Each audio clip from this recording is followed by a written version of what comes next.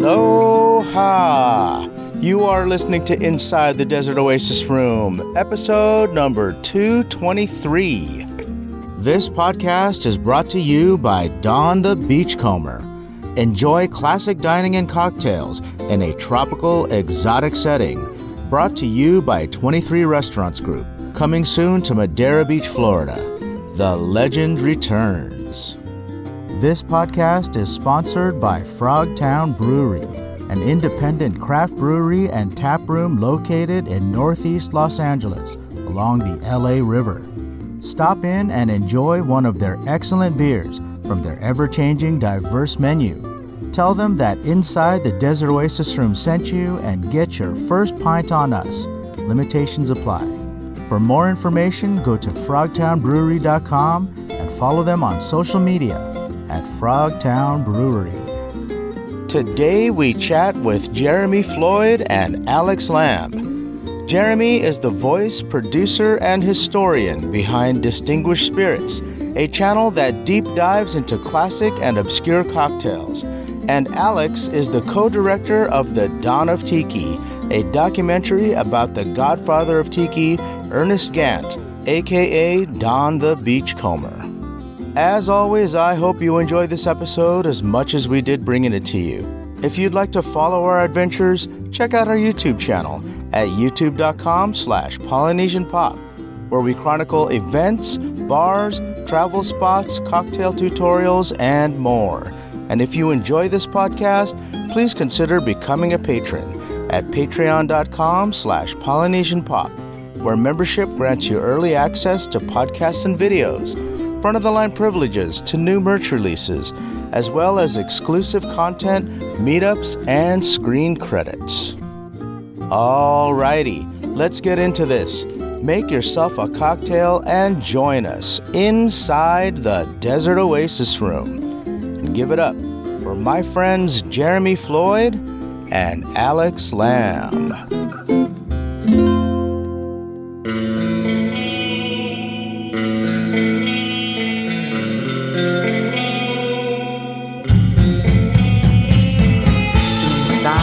Desert Oasis Room.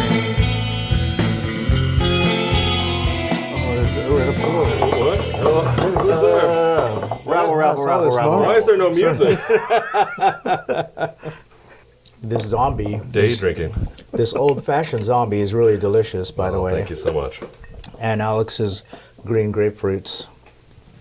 These aren't from me. Fantastic. I didn't bring them. I'll see the spins because, here, let me hold this. Oh, yeah. Go ahead. Oh, look at that. Because it's motorized. Oh, I see. That was teamwork right here. Yeah, right. We're juicing oranges for anyone wondering what's going on. What the hell is that sound? These are the exciting things we cover on Inside the Desert Oasis Room. Now, let me just put my finger right here. Oh, yeah, that's it. That's it. Right. Love it. Love it. All right. So, for our listeners out there, you know, you clicked on the title, our friends Alex Lamb and Jeremy Floyd of Distinguished Spirits.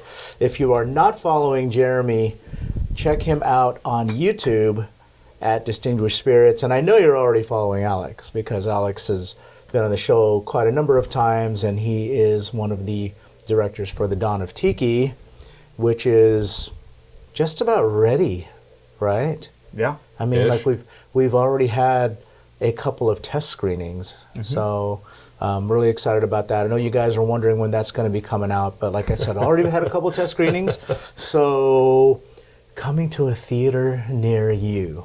Hopefully. Yeah, we'll see. Hopefully. Yeah. What coming can somewhere. What can we somewhere. say about it right now for the people that are curious? Can we say that you guys are shopping a... And what can we say for the people who are yelling at their car stereo right now, like, where the fuck is this movie? Right. Are we cursing on this show, or what are we doing? Yeah. Okay. We're all adults.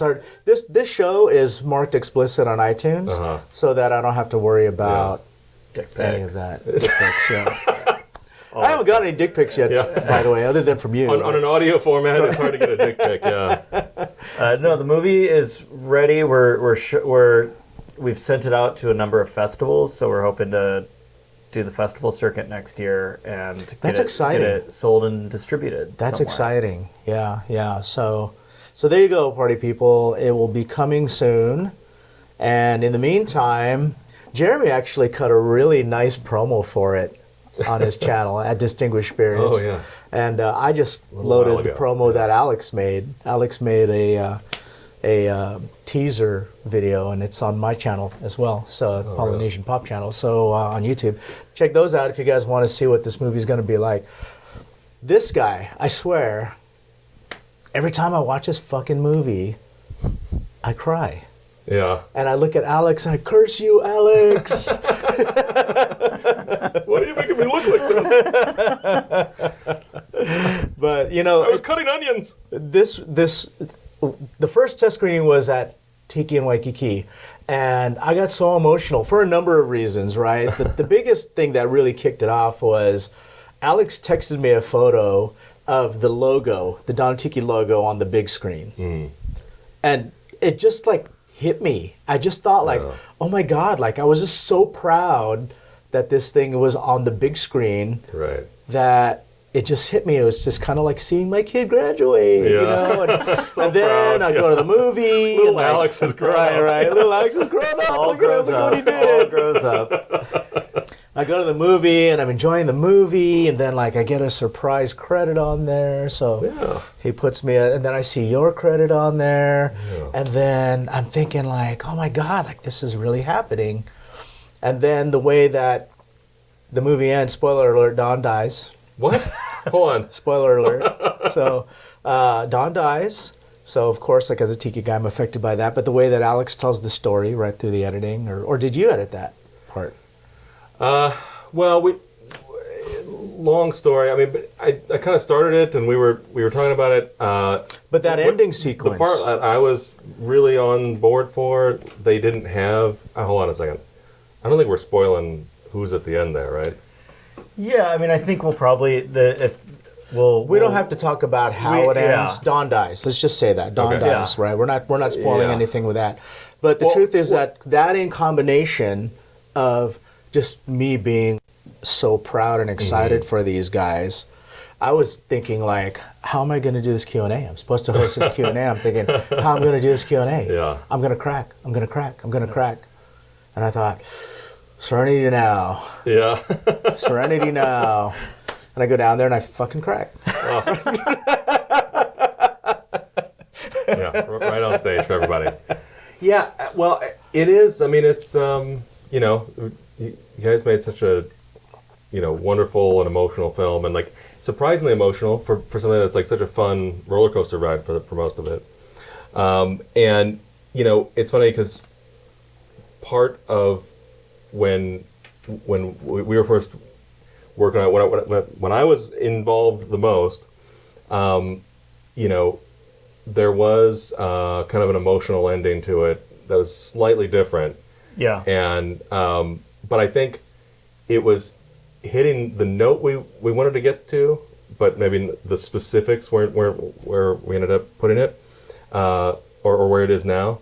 But you know, the emotional tenor is there, and I think it's one of those things that like I was kind of alluded to a second ago. It's like, because you're going on such an emotional roller coaster, and it's like it's so much fun, and there's all the like animation, there's all the like, you know, the two different styles of animation, the music and everything else. It's so fun and it's so like wacky and zany or whatever, because the rug is pulled out from you underneath you like so hard at the end there. Like, it also lends to how emotional you get, because it's like, wait, I didn't see that coming. What the hell? Right. Yeah. Yeah. And so it's a little bit of that. I kind of knew it was coming because Alex had said something to me that when Alex was And editing you've seen other cuts, and we yeah. would talk on the phone, and he would say like, "It's just so sad." He's like, "It's so sad," you know. And I'm like, "Well, you're editing it. Like, what do you mean by it's as though he was?" As like, I mean, and this is like kind of an inside baseball thing, but as like an editor, that is something where you're the very, very, very first audience, and if you're not having that sort of reaction to it, it's not going to be there at the end of the day. And I think that's part of it too. It's like, even though he was on the inside of it, and filming the interviews, thinking about it, doing the paper cuts, doing all these different. This is all like jargon, but even though he was doing every sort of step of the way, I think, because it was able to affect you, you kind of are aware, like, okay, we're on the right track here, because that's the other thing. You're never sure as you're doing it. Right. And we should, for all the listeners, Jeremy and I co-edited this movie. And we're going to talk more in depth about this. We have another podcast that we're going to be recording a series of episodes regarding the film. Right. So you guys will get more in depth. We can get more into spoilers. Yeah. So it's not an before we right give now. away too much, let's leave it at that for now, so that our listeners can look that up. We will give all that information to you on our social media pages. So stay tuned for that. But I'm excited to talk to these guys about it because there's so much behind the scenes stuff that I don't even know what I'm allowed to talk about. So So I'm going to take their lead on that. But you guys will get this whole that. section might just be a big beep. Yeah, you'll get that soon. You'll get that soon. But the thing is that what I'm excited about right now is having Jeremy on the show because he's got this channel on YouTube, Distinguished Spirits, which I've been a subscriber of for years. Oh, thank you. And I never thought that I would actually meet you, right? Like a lot of these channels I follow on YouTube, they're people that are unreachable to me because they're somebody that I watch on my screen, right? Another video personality. And I remember seeing this little teaser that you cut for Alex and Max, and I thought, who the fuck is this guy? I've been following him for years, but who the fuck is he? And then I learned from Alex that you guys are old buddies. Yeah. You guys went to film school together, or how do you guys know each Yeah, other? we went to Chapman together. Yeah. Okay. How did we meet? I think we met through Max. You and Max played soccer together. Right. Well, and I worked with Max for a while. I mean, and I worked a day on the Nintendo movie that you did. Yeah. Alex Nintendo did a movie was short my senior film. thesis. Oh, okay. But did I know you before that? I don't think so, right? No, I don't think so. So it was through Max then, yeah. And what's crazy is the Distinguished Spirits thing. Like, I also had followed Distinguished Spirits. I had no idea it was Jeremy. Oh, there you go. And like, I know Jeremy's voice, but like when he does Distinguished Spirits, you don't. If you haven't seen it, you don't see him. Well, it's so just his voice, and you're kind of doing a voice in it, like voice, yeah. I will say, you kind of look like what I've pictured you. Usually when you're like listening to radio DJ, you're like, oh, they don't look anything like what they sound, but you kind of do. Okay. But so now that you're here, I have all these questions for you about your channel. Sure. So, number one is not a question; it's a statement. Like Alex mentioned that you don't see her face on there, which is people don't see it right now on the podcast either. Yeah. I think that's a genius move. Because he's ugly. Yeah. It would crack the lens, the whole thing. What is that? Jeremy's a very attractive Face for man. radio. He's got a great Face only a mustache. only a mother would love. Only mother, yeah, exactly. Right. If I could start all over again with my YouTube channel, no face. No face. I mean, the face actually probably helps with the algorithm or whatever. I think The face or no face? face, yeah. You think it does? Oh, totally, yeah. I mean, all social media personalities, I think for the audience, it becomes a parasocial relationship where it's like, oh, I'm going to go hang out with my friend Adrian and watch his channel. And like, because it's so casual, because we're in your home, because we're seeing you, there's a sense that, hey, I know this guy, right? And I have I have a relationship with him already because I've been invited into his house and into the desert oasis so many times, right? And that part of it like really kind of helps fuel traffic or whatever on the YouTube side of things, and just through experience and whatever else, it is sort of just the opposite when you do hands and pans, as it's called in the industry, of like just kind of showing what the steps are in the drink and everything. Getting started when I was starting it, like perhaps this is kind of where you were going with your with talking about how you don't see me on there. Part of it was I kind of wanted to put it from the point of view of the bartender, right? So the home bartender, you're making it at home. You're just seeing what you would kind of see, essentially, your hands and like, okay, cut the thing like this, you pour it, you measure it, and you pour it in there, stir it, and put it over here. And then it also enabled me to just, record the voiceover later. I didn't have to be on camera and have everything that I wanted to say rocking and rolling. So as like just as a production thing, it became kind of easier that way, but also just as a point of view thing on there, it's not left up to your imagination as to like what you would be seeing when you're trying to do this at home yourself. And, originally, like I was messing with the channel just to like kind of, because I've worked in the sort of online and, YouTube digital creator space for a long time on the sort of back end. And then I was kind of doing the channel based on, a couple people like encouraging me to do it, but then also just because I kind of wanted to get a sense of what it was like to actually, put something up out there.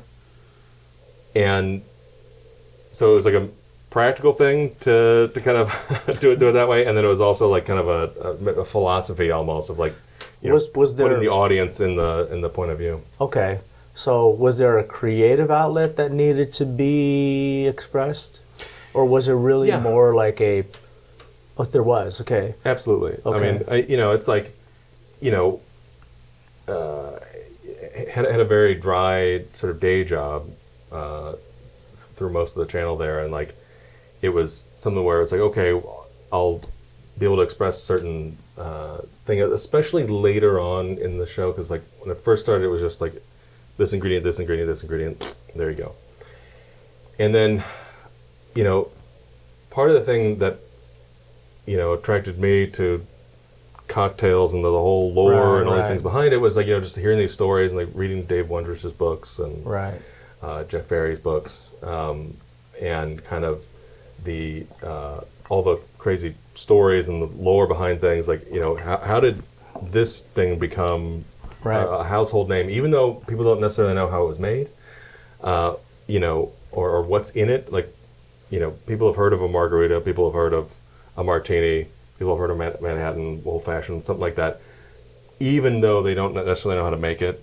Daiquiri, you name it, right? There's a handful of drinks that are just like extremely famous that everyone just has in their back of their mind, but not necessarily sort of where they came from, whatever else. And kind of exploring some of that was interesting. And then it also led to an outlet of being able to like tell certain stories. Right. So why I was also leaning towards saying the no face thing, right? Another guy that I watch religiously is DJ Vlad. Do you know who that is? Yeah. And so he interviews people from the hip hop culture, I guess. Yeah. And same thing, no face, right? Okay. And everybody he has on his show are very big names. Yeah. And the focus is really on the guest or the subject, right? Which I remember him from way back in the day, but does he do it as a video podcast type of thing? Yeah. He just does video. He just does interviews. Artists, but we're not seeing him? Exactly. You hear him asking the questions, but he is just interviewing artists, actors. Is he doing like musicians. a Daft Punk and like Sia thing where he's wearing a mask? Or is he just not there? No, you don't even see him. You just have the camera focused like on the Dr. guest, Claw. which really is just focused on the subject. And that's a cat. It's just a hand. And when I look at his format, like I followed that format when I did a symposium about the Tiki Tea for Exoticon this year, and I followed that format when I interviewed the Buens for that, and I just liked it a lot better, and I thought, like, this really focuses on my subject, right? And your subject is the cocktail, right? You tell the history of the cocktail, which is very well done, by the way, very well researched. Oh, thank you. And, and I thought, like, like, the subject isn't me. Like, when I do my podcast, what I'm trying to do is feature my guests. So like if you look at every one of my cocktail videos, you won't see me behind the bar. It's always my guest that's behind the bar because I'm featuring either a bartender or I'm featuring like you, a YouTuber, or somebody that is the expert. I'm not the expert, right? So like, and I don't pretend to be the expert. So and I thought, yeah, like there should be less of my face in there. But then also, I do these in the field vlogs, and there's no way around that. I think I need to be in those, especially because my objective for that really is to kind of leave a record of. This is going to sound pompous, but a record of my life, right? And it's I was laughing because anticipating what you're going to say, but go ahead. Yeah. It's for future. Yeah. It's for future generations of my family, because as someone who doesn't know anything past my grandfather, I don't know even my grandfather's father's name, or let alone what he looks like. There's no records of anything. Like how great it would be if there was a video of him seeing what his life was like in the Philippines, and seeing who he hung out with and what his house looked like and the car he drove and all that kind of stuff. And so like to me it's like, okay, well I can make up for that with my descendants, right? They'll get to go back and say like, hey, do you want to see a video of my 10th great grandfather? He was a Filipino immigrant living in the United States. He spoke English, and these are his. That's like walking into a time machine to me, right? Totally. So that's why really my face is in that. But it's really for more selfish reasons. But when I do these episodes where I feature a bartender or artist or whatever it is, I really try to focus on them. Yeah. No, that's interesting. I think also it's just that, you have a totally different show than the stuff I focus on or whatever. Sure. And it's like, but also you have a different brand, and Adrian, you're a part of that brand. Your face is a part of that. Like you're part of some of the stuff that you do with live shows. I understand that now, And with your the tiki bar that we're in at the moment that our audience can't see, but that I've probably seen before. And it's like, for me, that wasn't something that I was trying to do. I was also trying to keep it a little impersonal, although, you can't help but like, that authorship is going to be a part of that,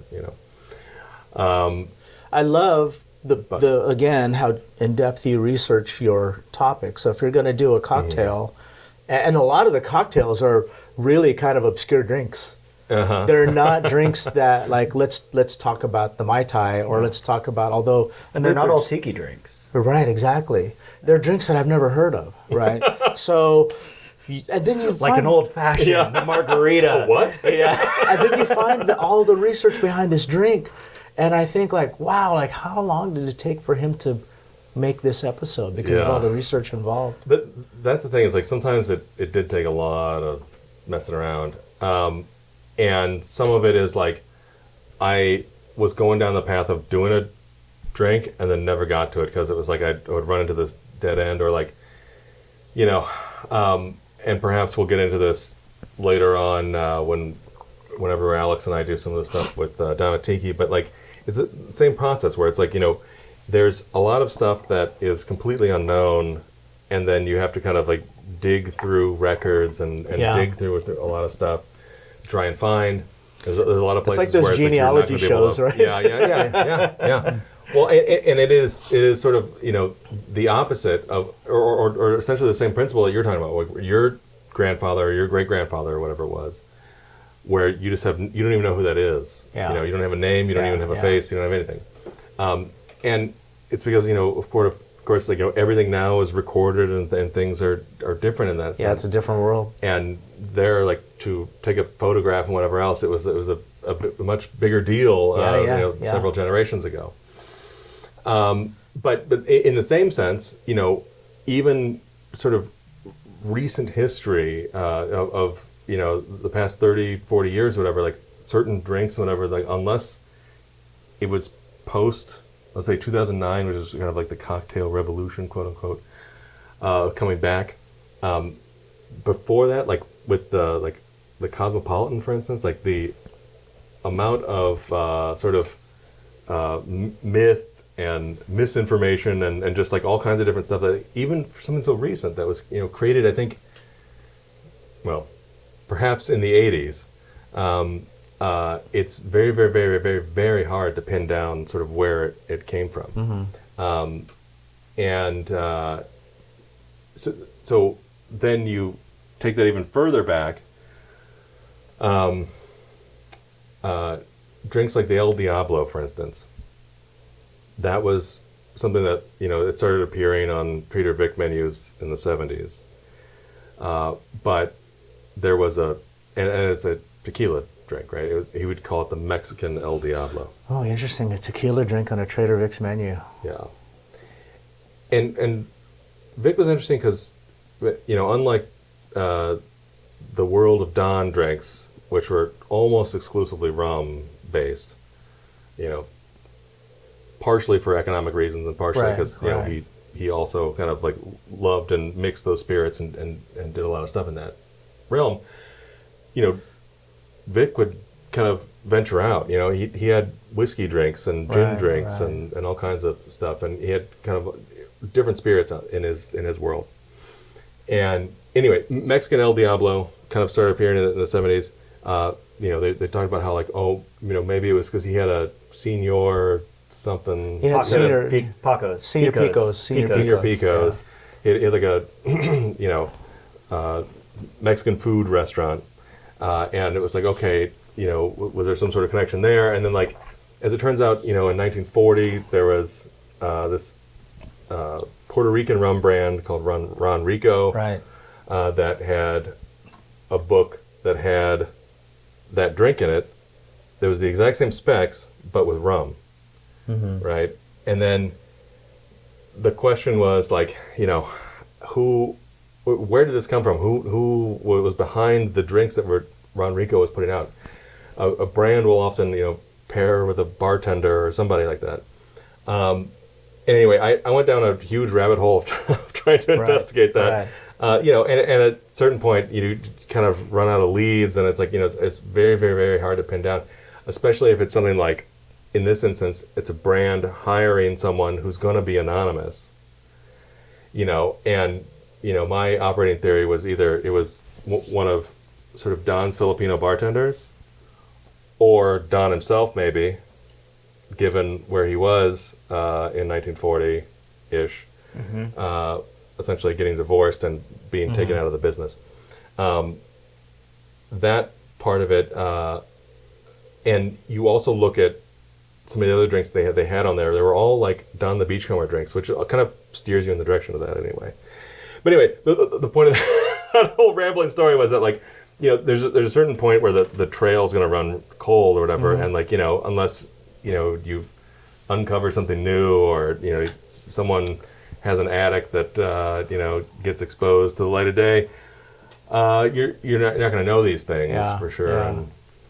And this is kind of like the Don stuff, right? Yeah. When you're researching 100%. Don Beach, like all these avenues that you're going back in time trying to find out the origin of something or the real story. And Don and Vic are both people you really can't trust their story, because both of them are liars. I mean, they're good marketeers. They're liars. They're really That's good. one way to put it. Yeah. Right. Telling the story the way they want it to be told. Right. I think what I appreciate most about your channel, Jeremy, is that you're not afraid to go down these paths that, well, maybe you are afraid, but you do it anyway, of these paths that are so far away from cocktails, but it's all gonna come back. Right. I think the way I found out that you were Distinguished Spirits is you were like, hey, you knew that I was working on this documentary. You weren't working on it yet, and you were like, hey, I have this video I'm working on, but I don't know. I think maybe I'm going off on a tangent here. Can you watch it and give me your opinion? And it was this whole history of the zombie, but then you start going into the mythology of zombies and the Haitian zombies, and then Night of the Living Dead with George Romero. Hollywood took it over. And then And you knew him already, but you didn't know that was him. I didn't know that he. And then I watched him. That's I was like, great. Jeremy, you're Distinguished Spirits. I follow your channel. That's great, man. That's fucking I great. was like, I didn't know this was you, but that makes sense. It's totally your voice. Yeah. And then, and I was probably the worst person to show it to because I love zombies and Don the Beachcomber, and I love George Romero and movie zombies. It's like, no, this is all fascinating. People are gonna love it. But I mean, I think you cut it down a little bit, but you still kept most of that stuff in there, and it's a really good episode. Yeah, thank you. No, this is for the Aku Aku zombie, I think is what that was. So I did one on the 1934 zombie, or whatever year it was invented. Yeah. And then did another one for the what is kind of known as the Aku Aku zombie. The voice, dude. It's the voice, man. I can't get over the voice. Do you ever see in the comments like how many people comment on your voice? Yes. I mean, I do. And it's not respond to a bunch of them. It's not ASMR right now because you put on a different voice when you narrate. Well, it is different too. It's like kind of a conversational voice where I'm kind of projecting to you guys, but like I also find that either on the phone or sometimes when it's just you and the mic is an inch from your face, you take on there it is. Way. There it is right there. and it's more intimate. It's in your ear. It's that whole thing. All right, for our listeners out there, go check out Distinguished Spirits and listen to the voice, and let me know in the comments below what you guys think of the voice. Yeah. Have you ever done any kind of voice acting with that, or have you ever done any? No. It's funny. So no, like gig work or anything. No. My brother's a voice actor. Oh, is he really? He's got a very sort of similar voice. My dad has a similar voice. My uncle has a similar voice. What I found with voice actors is they can manipulate their voice to sound many different ways, and it's the same person. Yeah. Well, yeah, exactly. And if so, part of it is not okay. It's like there's the voice itself, and in our case, it's just kind of a genetic thing. But I think there's also the either willingness or desire to want to be an actor. Right. And that part of it is not something I have. I'm definitely a behind-the-scenes type of filmmaker. Yeah, obviously, like no face on your videos. Yeah, that too. Yeah. Yeah, I always think that with artists out there like Michael Jackson or Taylor Swift or fill in the blank, right? You not only have to have the God-given talent, but you also have to have the desire to be in front of people and to be, adored and to live that kind of lifestyle. It's not an easy lifestyle, right? One of my favorite comics was Mitch Hedberg. Yeah. And I loved his style of humor. But did you know he had stage fright? No. He did not like being in front of a crowd of people, so he would close his eyes when he would say his routine, or he would look at the ground when he would say his routine. And he's fucking hilarious, right? But the two don't match, right? The guy he's funny and he loves to make people laugh, but he has stage fright and he doesn't like being in front of a crowd of people, right? Yeah. So all those things have to line up, right? Well, and when you're talking about pop stars too, there's also like a photogenic part of it as well. I mean, there's that, yeah. Because it's like not about the voice or the singing. Like who was the woman in the early 2000s who was like on one of those America's Got Talent or one of those things where it was like she looked like somebody's aunt or whatever or grandma, but like she had an amazing voice. Yeah, she was Britain's Got Talent or something. Yeah. So it's a situation like that where it's where it's like there's a combination. There's all kinds of different factors there. Yeah, or you get the people who are not quite as talented vocally or whatever, but then they will also be great dancers or whatever it is. Right. And occasionally the stars align and you get a Michael Jackson or whatever it is, right, who can do all the above. Yeah,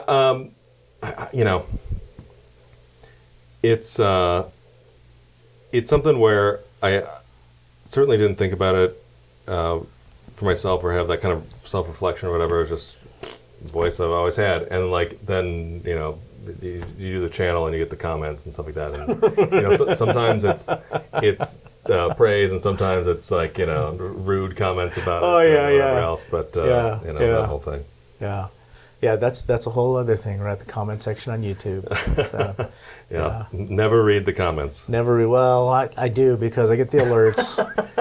And I'll tell you, man, like, I'm all about the positivity. So, like, in my Facebook, I don't post anything negative. I don't post anything like political or religious or anything like that. And when people start getting into it, like, I think to myself, you guys look like idiots. You're arguing on the internet. Yeah. That's one of the most idiotic things. You're also saying things you wouldn't say if you were in person. Right. So I only post positive things on my social media, and I expect the same in my YouTube. So when I see any kind of negativity, it goes. Yeah. Well, that's the nice thing about YouTube. I guess you can kind of, curate that a little bit and kind of, steer it into the direction of like, let's stay positive here, folks. I got that from my buddy Justin Scard. You know who Justin Scard is? Random Land. So like, Justin said, I have somebody who all they do is monitor my comments, and if there's anything negative in there, they just delete it all. He's like, I pay somebody to delete it so I don't have to see it. And I said, great. And he's like, because it will affect the way that I do my content, and like, I do my content the way I do my content, so if I don't see it, then I'll continue to do things the way that I want to do things, and the people that appreciate that will appreciate that. And so, so I took a page from him. So, I mean, in some sense, it is good getting some feedback and whatever. I mean, just like, for me, like... constructive feedback. Sure. Right? And what I mean is just like, trend-wise and, seeing views and whatever, like, or like things that people get excited about or whatever. Sure. Like, I had a lot of sort of stirred drinks and martinis and that whole world. Audience was clamoring for more tiki stuff, and I kind of dove more into that world that I didn't know much about when I first started the channel, for sure. What year did you start it? I don't know, 2014, something like that. Yeah, it was a while ago. Yeah. Well, it's a great channel. Oh, thank you. It's a great channel. So, is there any way we could talk you into making us another drink? Yeah. Since we have, you bent my arm. Oh, stop, Adrian, stop! Since we have distinguished spirits in the house, right? This is a treat for us, right? Distinguished spirits inside the Desert Oasis Room. Someone that I've been following for their cocktail expertise for years is standing behind my bar right now. Yeah. And so our conversation has sort of naturally turned into a kind of a segue for this drink. We were talking about the Aku Aku Zombie. The build for this one that I'm about to do for you is essentially copy and paste the build of the Aku Aku Zombie. But all the a lot of the component parts are different.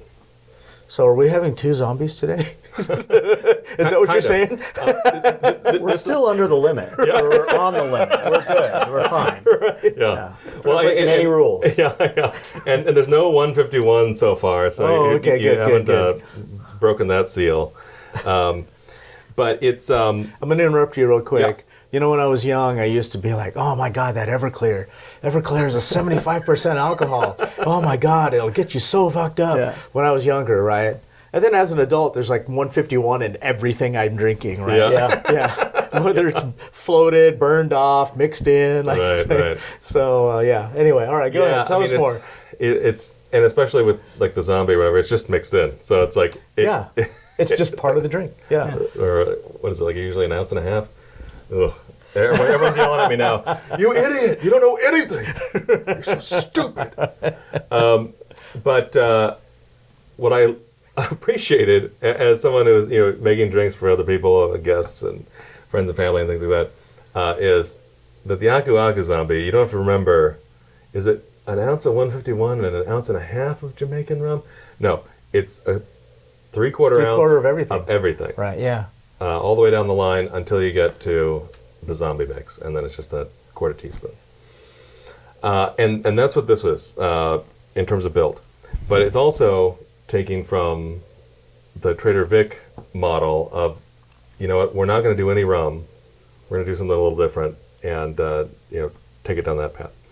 So this doesn't I haven't landed on a name for this, but it was kind of inspired by, at one point, Alex came on my movie podcast called The Grindhouse Institute, and we talked about the movies that inspired Indiana Jones. So, just like with Star Wars and everything else, George Lucas, was borrowing from all these different places. And with this one, there was both a Steve McQueen movie and a Charlton Heston movie that he kind of like borrowed heavily from to make the first Indiana Jones.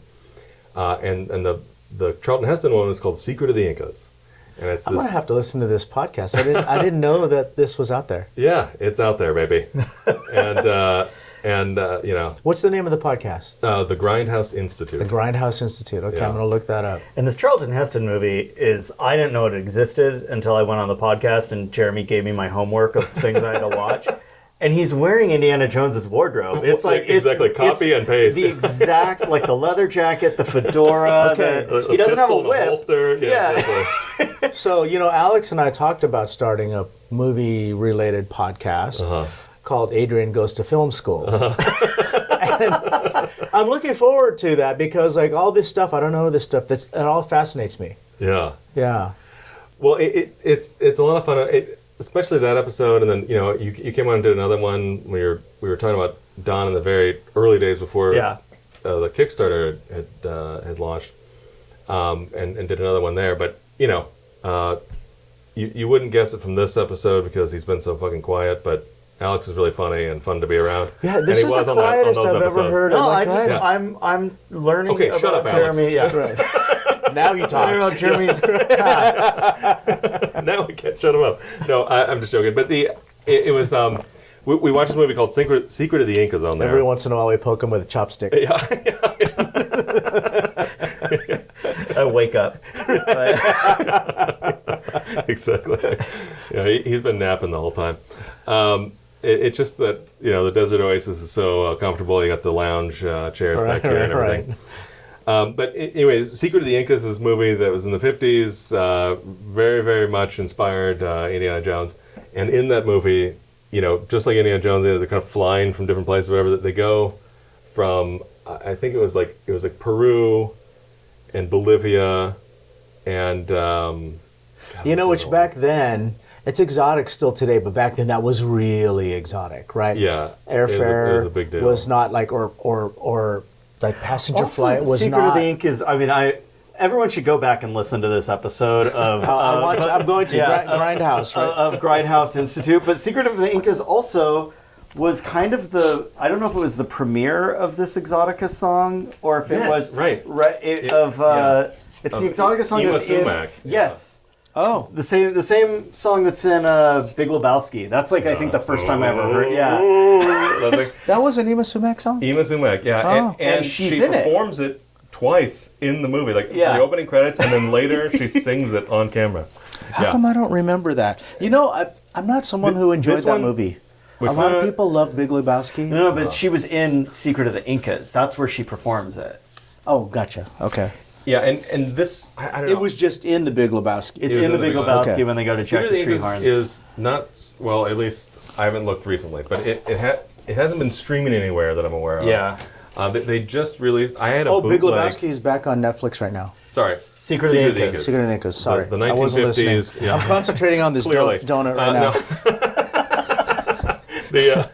Everyone's like, There's and a more donut. things I hate about the Big Lebowski. There's donuts in front of me right now. Why is he drinking the worst drink in the world? Actually, I kind of like a White Russian. Yeah. That's one thing I don't hate about it. That's right.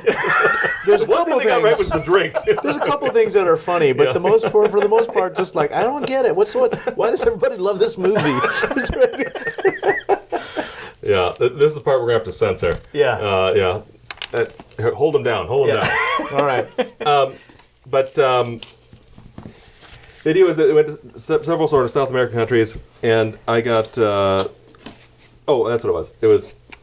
I think it was Mexico, Peru, and Bolivia, and I got spirits from all three countries, and we'll start with that right now. So we got Mexican spirit, mezcal, So Oh, nice. all tequilas are mezcal. No, mezcal is a tequila, but not all tequilas are That's mezcal. right. There you go. There you go. There you No. go. Yeah, is mezcal a tequila? Mezcal is the Oh, it is. overriding. Yeah, tequila is a mezcal. I didn't know that. No, it's the other way around. It's a very specific type of mezcal. Yes. Is it really? Yeah. But All right, here come the comments. yeah. You idiots! You want us to watch his channel? Don't know anything. Yeah, and so we've got this mezcal. Most people kind of associate mezcals with them being very smoky.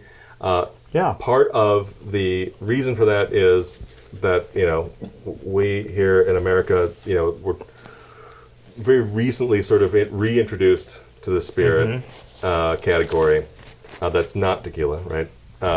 And This isn't the Breaking Bad brand. this isn't the Breaking Bad brand, which is quite expensive for what it is. Well, it's got Can I celebrity. open this? I want to Yeah, go ahead. Get in there. By the way, did you know that the process of mezcal came from the Philippines when the Filipinos were doing trading with Interesting. Mexico? I heard that it was the Spanish, but I guess the Spanish via the Philippines. I guess so, yeah. When Philippines would do trading with Mexico.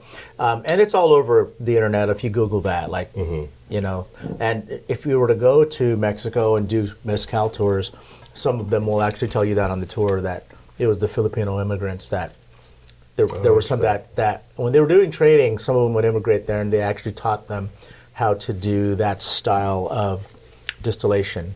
So, Oh, that's cool. yeah. Yeah, no, I like I said, I only had kind of a vague awareness of okay, well, distillation coming to what is now Mexico. I mean, being sort of Spanish influence, but it is interesting to hear that, well, maybe it was Spanish influence via the Philippines. Yeah, that would make sense. 500 years of the Spanish influence on the Philippines, and then the Filipinos coming to influence the Mexicans. The Filipinos would ferment pineapple leaves, and is it pineapple leaves or I want to say it's pineapple leaves, and I'm going to be corrected if I'm wrong, but You idiot. there's all kinds of misinformation on this episode, This is a well-researched episode. and it's called lambanog. So lambanog is it's also the same way that they distill lambanog is the way that they distill mezcal. It just uses a different base, from what I understand. Yeah, where I thought you were going was that okay, it's something that I'm more familiar with it. Just Apache was maybe a Filipino That's influence, not the which same. is it's fermented, but it's not distilled. But then maybe I have some lambanog too if you want to try it. Yeah, I have a absolutely. couple different brands. But anyway, so this brand in particular, and there are several brands that do this or expressions of mezcal that are like this. But this one is not smoky. Oh, it's not. Can I smell it? yeah. Did you open it already? I did, yeah. It smells a little smoky to me, but I haven't tasted it yet. Yeah, but the way that we were kind of reintroduced in the States to mezcal was It smells like mezcal, just not as No, it doesn't punch you in the Yeah, face. it's very sort of vegetal. yeah. You know, but it still smells like green, mezcal. yeah. Yeah. But I think we were introduced a lot through Vita, which is that brand. I'm forgetting the name of it off the top of my head. But their sort of base label was very, very smoky, and so everyone had this impression, same way that people have impressions of Scotch as being, oh, Scotch is smoky, right? But Peaty. not always. Yeah. That's the thing, and it's so some expressions are, and some aren't. And So isn't this is a peaty Scotch non-smoky. specifically Irish? Scottish. Scottish. Yeah. Okay. Well, all Scotch is Scottish. Has to be Scottish. Right. Oh, hence the name. Yeah. there I'm you go. dumb like that. Idiot! You know how old I was when I learned that what Doobie Brothers meant? I'm not kidding. I was in my 40s, a light came on. Oh, wait a second. Your audience is like, what the fuck is a Doobie Brother? I know, right? So, first stop, we got Mexico. Second stop, we're here in Peru, and we've got, what else? Pisco, right? Oh, Pisco. Yeah. So, Pisco is a brandy, which means it's distilled from grapes. is distilled. I never the knew mezcal that. is from agave, and then this is from grapes. Rum. It's from sugar cane. I don't know anything about pisco. Yeah. So give that a smell. Other than I've pisco sour. I'm sure you've heard I've of. enjoyed Yeah. pisco sours, but interesting. Yeah. And it's it's kind of sweet. It's fruity and complex. And then we've got the Bolivian spirit, Sangani, which is shares roots with pisco, but because of where they grow the grapes Right. in Bolivia, it's a much higher elevation, which means the skin of the grape gets a lot thicker, which means that the concentration of the flavor, like the sort of floral flavors and all that kind of stuff, is a lot higher. And it's almost like pisco concentrate. Yeah. It's the bouillon of pisco. Oh, interesting. And you can kind of smell the difference of that one too. This is like the Sangani. concentrate. Yeah. Oh yeah. Sangani. Oh, that's interesting. Wow. I've never smelled that before. That's a different flavor. Yeah. So that one's wow. And Right. then, I'm popping this light on real quick so I can get a photo. Oh, sure. Yeah. Go ahead. And then we've got fresh lime juice, fresh orange juice.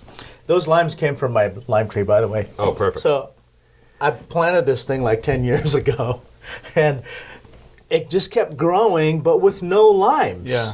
Yeah. And in the past maybe 6 months, it's sprouted limes. Great job. I know, right? Congratulations. Now, I needed to This year I fertilize got- it. homemade Same with me, yeah. Mai Tai becomes a different Yeah. a different thing. This Wow. year I got like 26 limes. The most I've ever gotten is like 2 in a season. Listen to this guy. And how Yeah. long have you been living in that house? Well, No, I brought this 6 from my months. last apartment. Oh, well, good. I had it. I planted. I'm living in this house. I'm coming on year 14. I planted this thing Yeah. like on year 3, and I'm finally getting limes. There's 3 on there right now. Yeah, but I've talked to you on the phone, and you're like, "Well, do I have to water it like all the time?" And I'm Well, like, I have "Yeah." So I think maybe have a like sprinkler now you're head just there. you're and I giving it needed to things it fertilize needs. it. Yeah. But I didn't. The limes finally come through, and I asked my landscaper, my gardener guy, like, "Hey, what's the deal with my lime tree?" And he's like, "Oh, it takes a long time. Just be patient." And I'm like, 10 years long? Like 14 How patient do I have to be? 10 years, dude?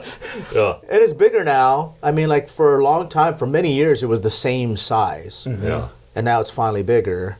Maybe it's gotten accustomed to where it is, Yeah. and fruits are coming out now. That's great. So, and I Congratulations. picked up a few off the ground, and I plucked a few off the branches, and washed them, and That's great. juiced them, and I told Steph, "Hey, look at this lime," and she's like, "Oh, this is nice. Where'd you get this?" Like, because I usually Yeah. go out and buy it, right? And I said, "That's from our tree." And she's like, "Are you serious?" Game changer. She's like, "Yeah." I'm like, "Oh my god, we got to throw some mint in the ground, and now we can make Mai Tais." Yeah. Yeah. There you I go. wouldn't just throw it in the ground though. Maybe like in a pot or something. Well, I did. It's very So invasive. So I have a story about that. I did have it in a terracotta pot, and it was doing great until the roots started to choke itself out, because they're very surface level roots, right? So I tried pruning and all that, wasn't working. So I took whatever sprig was left and I pulled it out by the root, and I brought it out to the front where there's a planter with a sprinkler head. Oh my God, it loved that planter with the sprinkler head, and it just grew like crazy. Yeah. Wow. And after about 3 weeks, I started to freak out because it's Taking only like over 3 everything feet else. away from my grass, right? And I just didn't want to take over everything else, so I uprooted all of it. And then I tried putting it back in the pot, and I got the same success in the pot as I did before. So now back there, that's away from my grass, so I'm gonna put it back there. In the same. What someone was telling me once is that like you want to dig out a space for it, have like one of those metal planters that it's fairly large size, and then stick it there, because then it'll allow it to because grow the but roots- not get into the rest of your stuff. The roots are they're surface. They don't grow deep. Yeah. But if they grow over that barrier, right? Right. they'll keep on going. But back there, that's where my lime tree is. Will it choke out my lime tree? You think? You got me. You have to talk to your landscaper, your arborist. Yeah. Right. The guy told you to be patient. Yeah. Right. For 10 years. 10-year patient. Yeah. He's like, be When it's patient. out of I'm going control. to find a new job real quick. When it's out of control, and be like, dude, look what happened. He's going to be shaking his head. Like, dude, I told you to be patient. Not that patient. Yeah. All right, so zombie number 2. So we got this. We got citrus, and we've got cinnamon syrup, something that clearly I'm obsessed with. It's probably in all of my drinks, apparently. We had it in the old-fashioned zombie, which was something we recorded before the podcast. And it's made an appearance in several other original creations. And actually, if you can grab that, I think there's a little syrup container in that bag there. Okay. You see the glass bottle. And it's Donn Spices. Donn Spices number 2. Does anybody remember what that is? Donn Spices. Number 2. I knew what it was, but I don't remember off the top of my At one point in time, you head. probably knew, yeah. Give that a Let me whiff. smell this. Number 1 is the 2-part cinnamon, 1-part grapefruit. That's Donn's No, that's mix. That's Donn's mix. mix. Spices number 2. It smells like a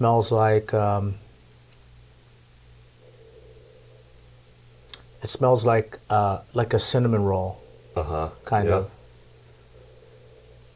Is it cinnamon? It's not. It's allspice liqueur and vanilla syrup. Allspice and vanilla. Yeah. And that was, or at least this is all according to Jeff Barry's version of whatever this thing is. So that's what we're going off of today. Yeah. And then I've got chuncho bitters, which are these Peruvian bitters, which it's the one you'd use if you're trying to make Can you the smell that? old-fashioned version of the pisco sour. Okay. It's similar, kind of in the realm of. Did you of make those Angostura. bitters? No. Okay. You can buy these. Okay. But you just decanted it. You just Decanted put it. The bottle it came in, the dasher top broke off Okay. a while ago, so I had to. Okay. You could have lied and told me you made No, it. I made it. I would have believed you. Yeah, I went and peeled the bark of a Peruvian tree and Right. and macerated it, all kinds of stuff. So okay, let's get rocking and rolling here. I don't know if this is going to be big enough to make 3 drinks, but we're going to find That's out. okay. They don't have to be 3 full drinks. Make 2, and then we could just get 3/4 each or something. Yeah, let's You do know, that. Oof, so. let me get a towel. I have other jiggers in there too. If you towards the back. If I want to dig? Towards the back, towards the top. No, that's fine. I'll just gonna Okay. wipe this one out a little bit. But what's funny is, so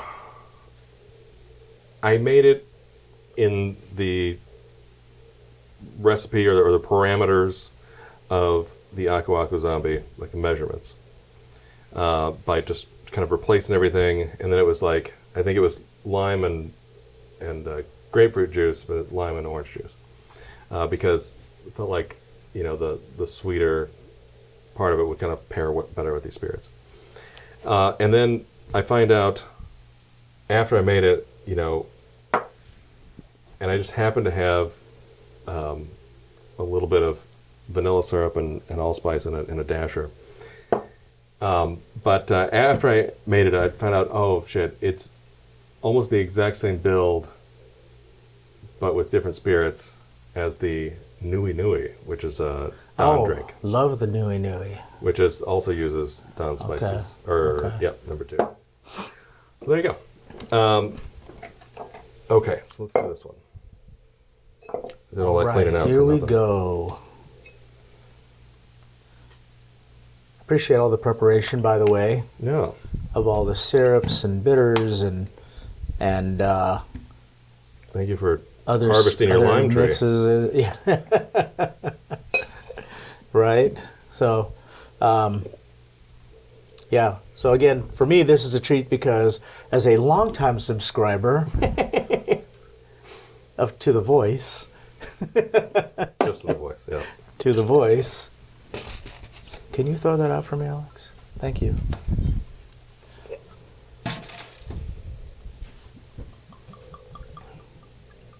so part of the reason I also picked this one is just that, had all these tie-ins, but, it's also kind of easy to build it up to sit there like, wait, why was it this? Right. Half an ounce of Right. that. Easy to remember recipe. Yeah, exactly. By the way, how's your cat, Alex? Cat? Yeah. Mr. What was his name? Smudge? Smudge. My neighbor's cat. Well, But yeah. Mr. Bigglesworth?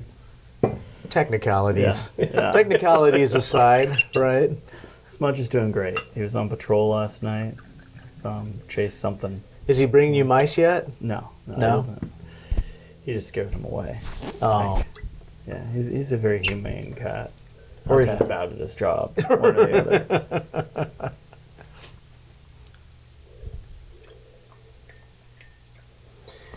Do you have like a teaspoon measure or like maybe a half teaspoon? I can go get a teaspoon.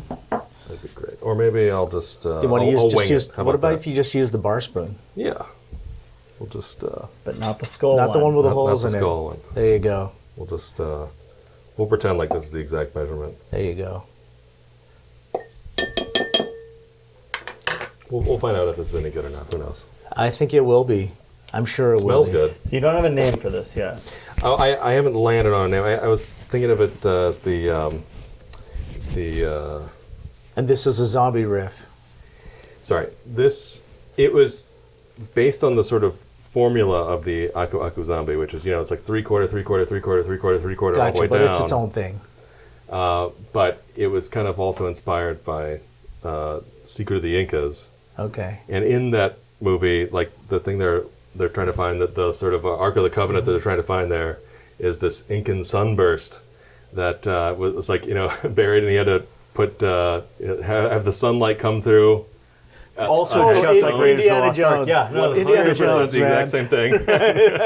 you have to watch this movie. 1954. 54. And Did someone make a scale model too, where you had to shine the light through it, onto? According to at least the production designer or whatever, they had to watch. The whole crew had to watch this movie before they made Indiana Jones. Right? Oh, really? I think that was part of it. One of the things. Well, there was if I remember scoop over correctly, I mean, it was a few years ago when we did this podcast, Yeah. but there's like this big gold circular like wall in the temple in Secret of the Incas. And in the beginning of Raiders of the Lost Ark, when he's going to get that idol with the bag of sand and stuff, it looks like they've replicated it, and it's like in that room, like it was like an Easter egg or something that they did. Oh, yeah. Yeah, ice Or they just ripped it off and hoped that no one would notice. Yeah. Yeah, it was. that was probably more likely. Yeah. And then if they too- got caught, they could say, "Oh, that was an Yeah. Easter egg." Yeah. Well, it was too similar, and like Can I nobody fill these would. with ice, please? Yes. Nobody would. It wasn't enough of like it didn't need to be there. How There much was ice no do you reason want? for it to be there. Maybe 3/4. Okay. We'll get ice going. Okay, I'm gonna shake. Yeah, so go for it. You're not gonna be able to hear us. Hopefully it doesn't break. Oh no!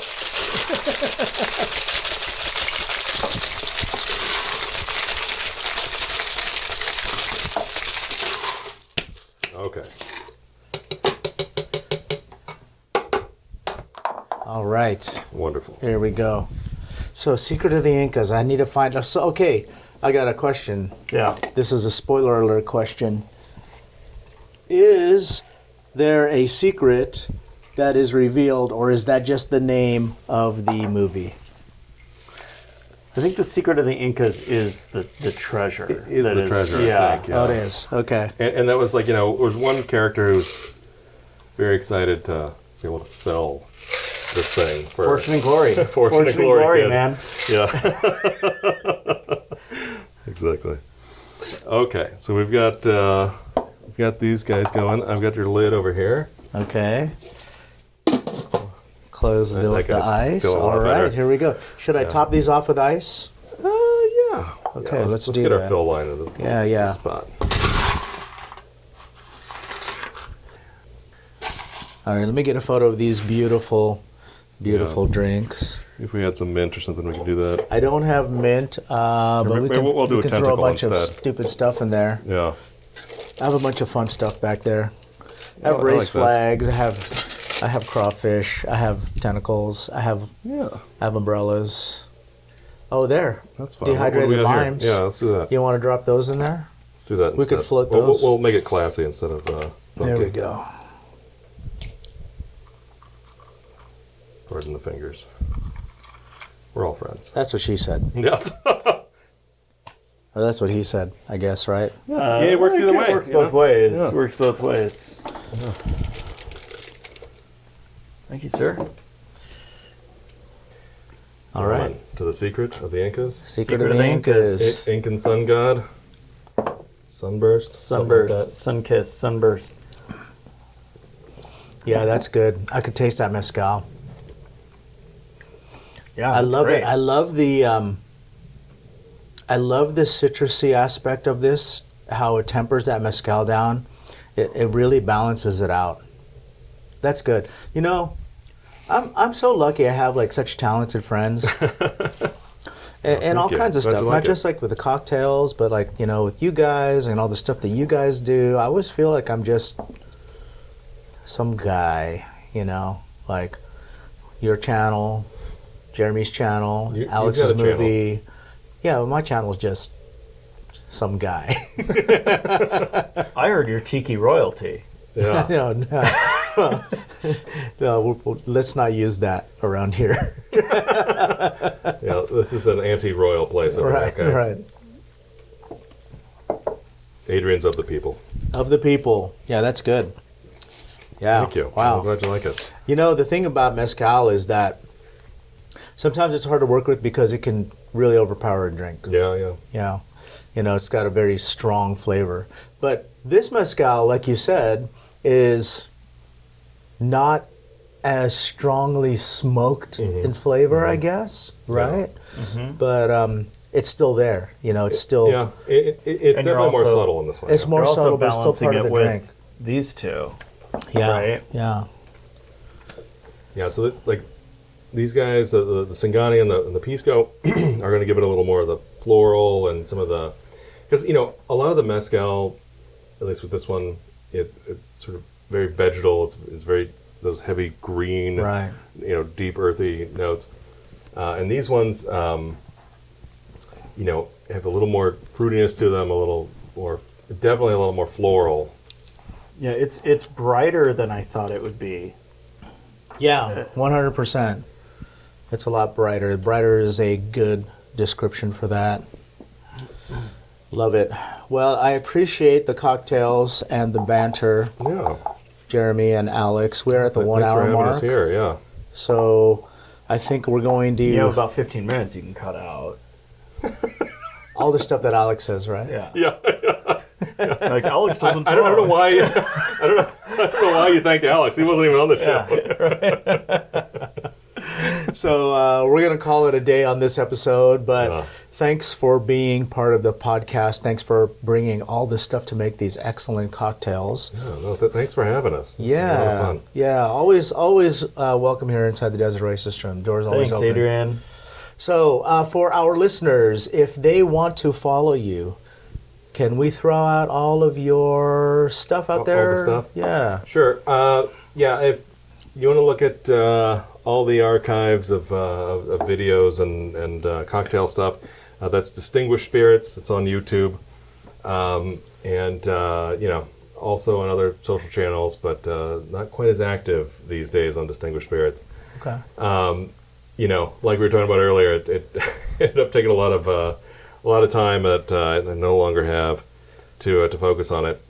And then, you know, if you want to listen to Alex and I and several other guests talk about movies and be very nerdy in that space, you know, there's the Grindhouse Institute. You can find that out there wherever you get podcasts. The Grindhouse Institute podcast. I love it. Let's also throw out the Donn of Tiki for our friend Alex. Don with two ends. Yeah. Donn with two The N's. Donn of Tiki. Yeah. We have the Instagram at the Donn of Tiki, and there's no YouTube for that, right? I don't think so. Yeah, no YouTube. Well, he doesn't know yet, but Our YouTube for that is you. it's me. Yeah, yeah. So Adrian too. Adrian, can you throw this up on your channel? there you go. There you go. So excited to see that when that comes out. And if you guys want to follow us, On our channels, you can follow us on Instagram at Polynesian Pop. We are on YouTube, youtube.com/Polynesian Pop. And we do have a Patreon, so if you want to help support the show, we're at patreon.com/Polynesian Pop. Thanks again, guys. Yeah. Appreciate Thanks it. for having Cheers. us. All So right, much fun. cheers, everybody. And we will catch you on the next one. Cheers and aloha. Aloha. Aloha. Hello.